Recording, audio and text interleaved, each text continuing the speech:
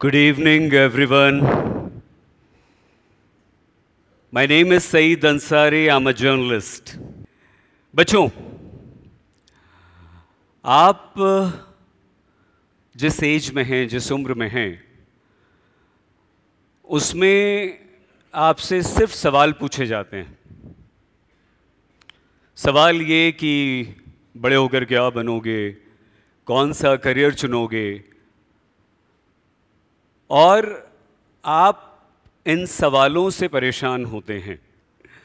लेकिन फिर भी हमारे पेरेंट्स, हमारे टीचर्स, हमारे रिलेटिव्स सभी हमसे यही सवाल पूछते हैं। पूछने दीजिए, क्योंकि वो हमारी फिक्र करते हैं, वो हमारी चिंता करते हैं, वो हमारे करियर को लेकर, हमारे फ्यूचर को लेकर परेशान हैं। लेकिन जब भी हमसे इस तरह के सवाल पूछे जाएं, तो हमें जो भी हमारा एम है, जो भी हम करना चाहते हैं, वो उन्हें ज़रूर बताइए, लेकिन उसका प्रेशर अपने ऊपर मत लीजिए। मैं आज आपके साथ यहाँ सिर्फ इसलिए हूँ कि आप लोगों पर इस एज में, और स्पेशली 11th और 12th के बच्चों पर ज़बरदस्त प्रेशर होता है हमारे करियर को चूज करने का। इतनी जल्दी हमें समझ नहीं आता कि आखिर इतनी जल्दी क्या है, क्यों है हमारे बच्चों से उनके फ्यूचर या उनके करियर को डिसाइड करवाने की। इसलिए डरना नहीं है, घबराना नहीं है, आपको अपना रास्ता ज़रूर चुनना है, सब लोगों की बातों को सुनते हुए, देखते हुए।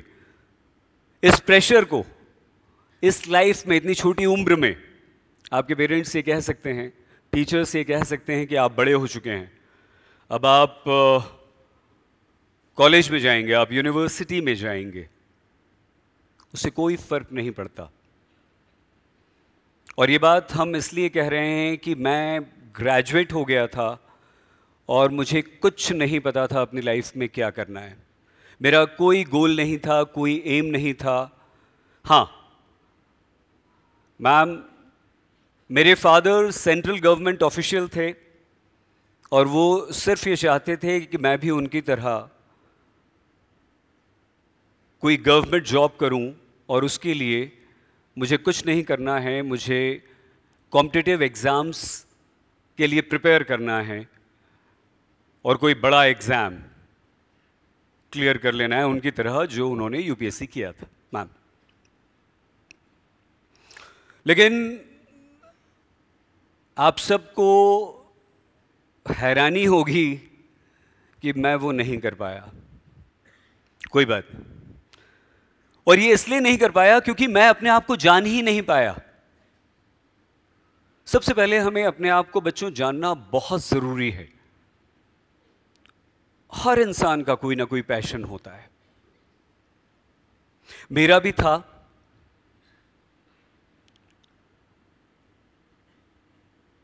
मुझे जब मैं 11th-12th में था तो स्पोर्ट्स खेलना बड़ा पसंद आता था। हमारा मन बच्चों क्लास में नहीं, बाहर लगता था। लेकिन मुझे ये बिल्कुल नहीं पता था कि मैं अपने पैशन को अपना करियर कैसे बना सकता हूं। इस दौरान ये भी हुआ कि ये प्रेशर सबसे पहले घर से, पेरेंट्स का, फादर का प्रेशर कि आपको गवर्नमेंट जॉब में जाना है, टीचर्स का प्रेशर कि हमारी इज्जत भी आपको रखनी है। इतना ज़्यादा प्रेशर आ गया, इतना ज़्यादा प्रेशर आ गया कि मुझे पढ़ाई लिखाई से एकदम मन उचट गया।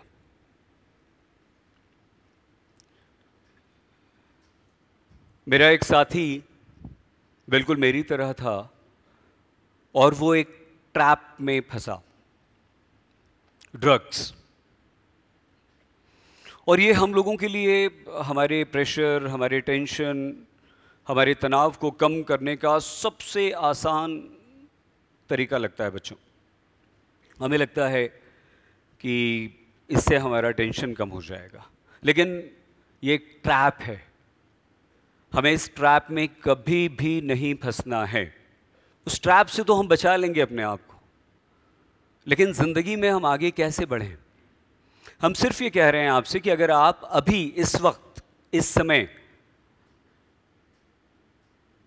अपने फ्यूचर को डिसाइड नहीं कर पा रहे हैं तो कोई बात नहीं। आज आपका कोई एम है और कल को आप उसे अचीव नहीं कर पा रहे हैं, कोई बात नहीं। मैं एक बार फिर आपसे कहूंगा, ग्रेजुएट होने तक मुझे नहीं पता था कि मुझे जिंदगी में क्या करना है। हाँ, ग्रेजुएट होने के बाद एक बात जरूर हुई, मैम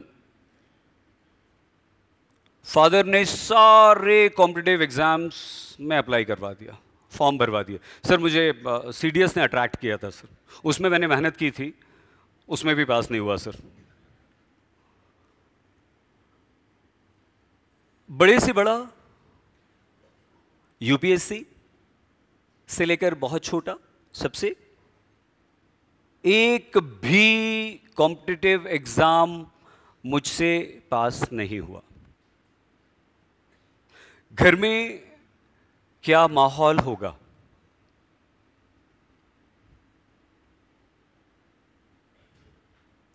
क्योंकि फादर का ट्रांसफरेबल जॉब था सेंट्रल गवर्नमेंट, तो मज़ा आ गया। एक बार पापा की पोस्टिंग दिल्ली हुई और 3 साल होता था सर, 3 साल से कब में आप लोगों को भगा दिया जाता है, सरकार आपको टिकने नहीं देती एक जगह, तो 3 साल से पहले उन्हें भगा दिया महाराष्ट्र। और हमारे मैम मज़े आ गए, हमने कहा अब तो हम यहीं रहेंगे दिल्ली में, और तब से मैं दिल्ली में हूँ। और आप नहीं मानेंगे कि पेरेंट्स के जाते ही, पेरेंट्स से अलग होते ही मेरे दोस्तों ने मुझे जर्नलिस्ट बना दिया।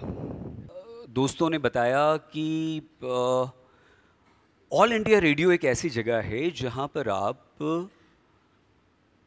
Part time, casual, Amitabh sir, casual वहां पर काम कर सकते हैं। आपको काम क्या करना है?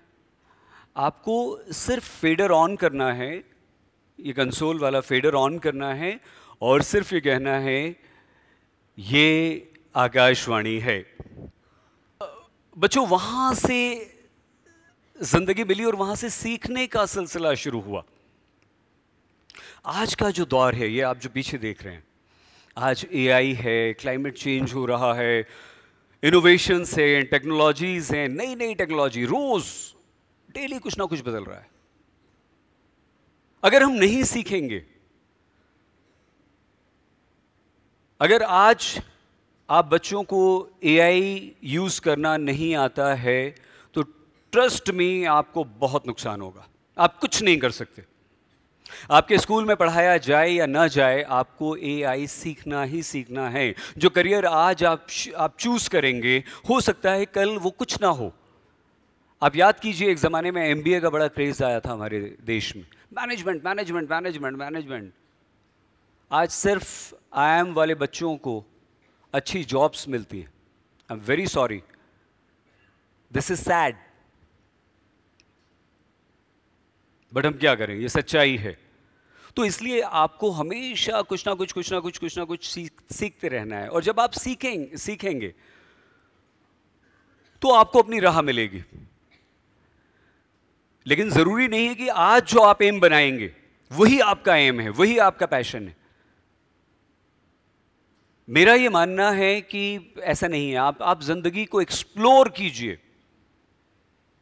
दुनिया को देखिए, समझिए, जानिए, और आपका जो पैशन है सिर्फ उसे आपको जानने और समझने की देर है। जिस दिन आपने अपने पैशन को समझ लिया और उस पैशन को अपने स्किल्स में बदल दिया, उस दिन आपको कोई नहीं रोक सकता है।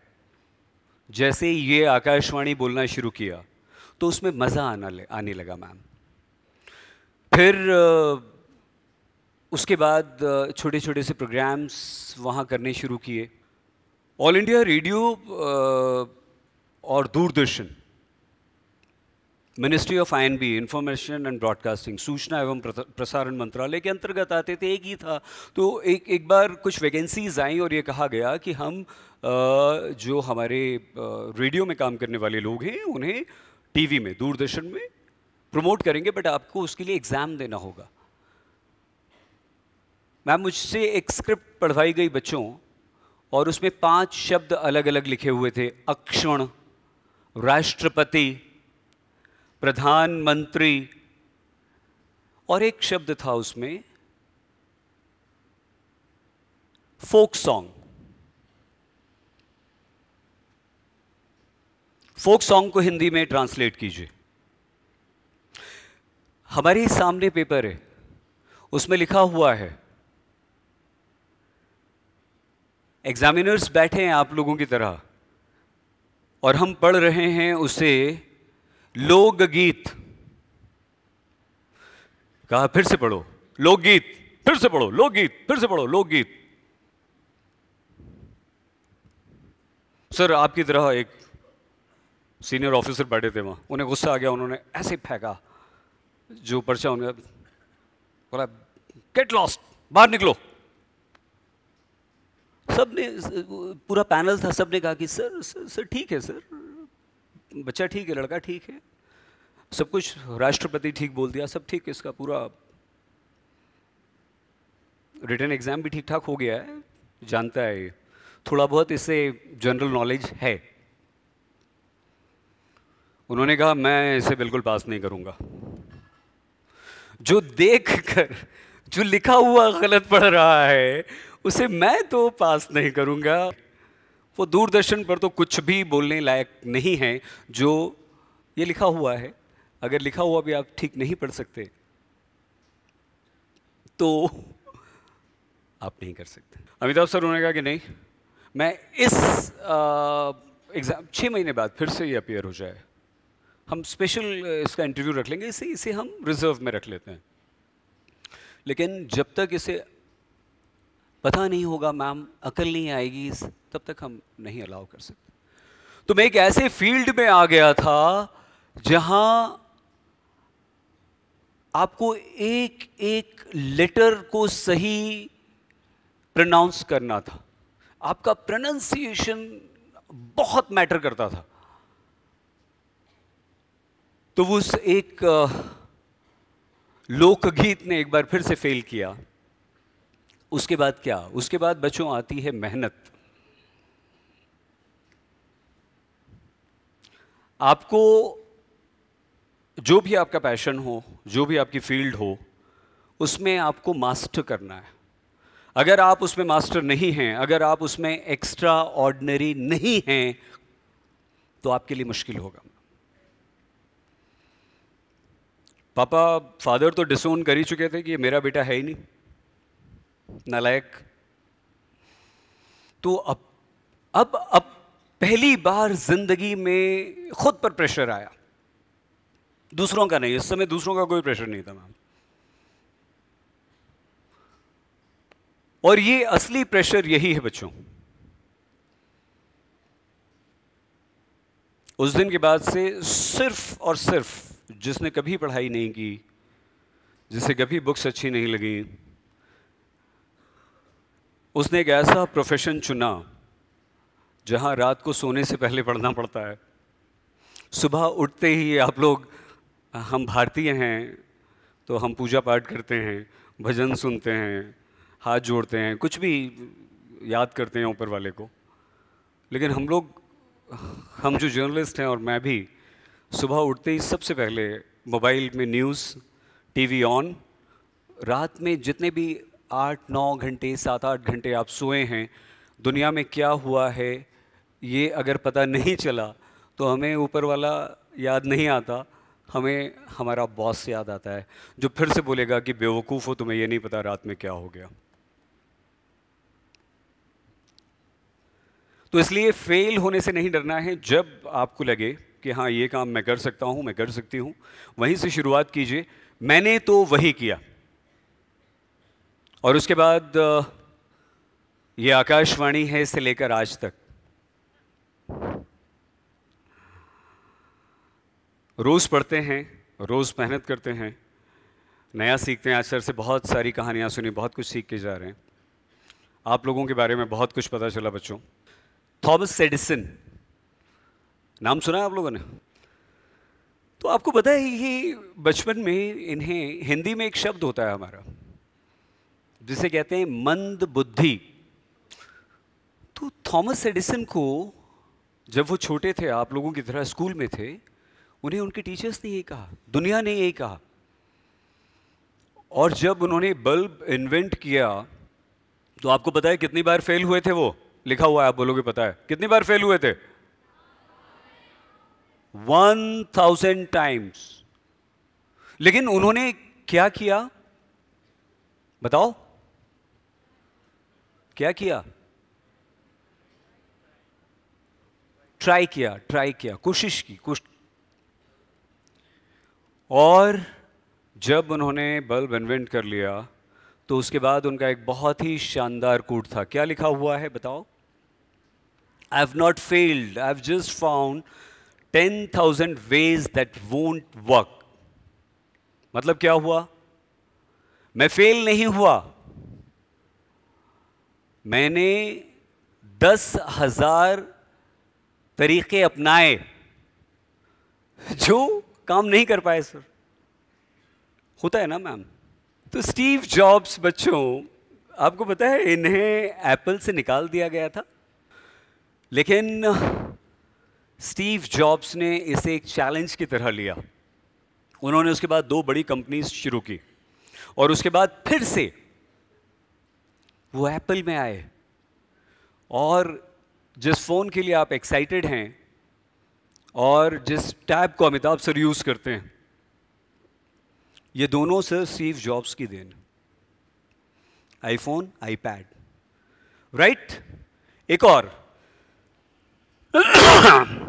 ये कौन है बताओ? Abraham Lincoln. अब्राहम लिंकन 8 बार, 1-2 बार नहीं, 12-15 एग्जाम्स में तो मैं भी फेल हुआ मैम, कॉम्पिटिटिव एग्जाम्स। लेकिन 8 बार अब्राहम लिंकन इलेक्शन नहीं जीत पाए। कोई भी होगा वो परेशान हो जाएगा, वो छोड़ देगा, वो कोशिश करना छोड़ देगा, लेकिन अब्राहम लिंकन ने नहीं किया। और आप लोग भी पढ़ते लिखते होंगे, आपको पता होगा, लेकिन आपके जो टीचर्स सामने बैठे हुए हैं ये लोग सब अच्छी तरह से जानते हैं कि अमेरिकन हिस्ट्री में, अमेरिकन प्रेसिडेंट्स हिस्ट्री में अब्राहम लिंकन सबसे आगे हैं, सबसे पॉपुलर हैं और स्लेवरी को ख़त्म करने का इन्होंने सबसे बड़ा काम किया था। लेकिन मैं तो एक व्यक्ति का फ़ैन हूँ, उनका नाम है स्वामी विवेकानंद जी। और विवेकानंद जी ने बच्चों फेलियर की जबरदस्त डेफिनेशन दी है और उसको मैंने अपना मूल मंत्र बनाया है जिंदगी में। देखो, the secret of success is to try one more time.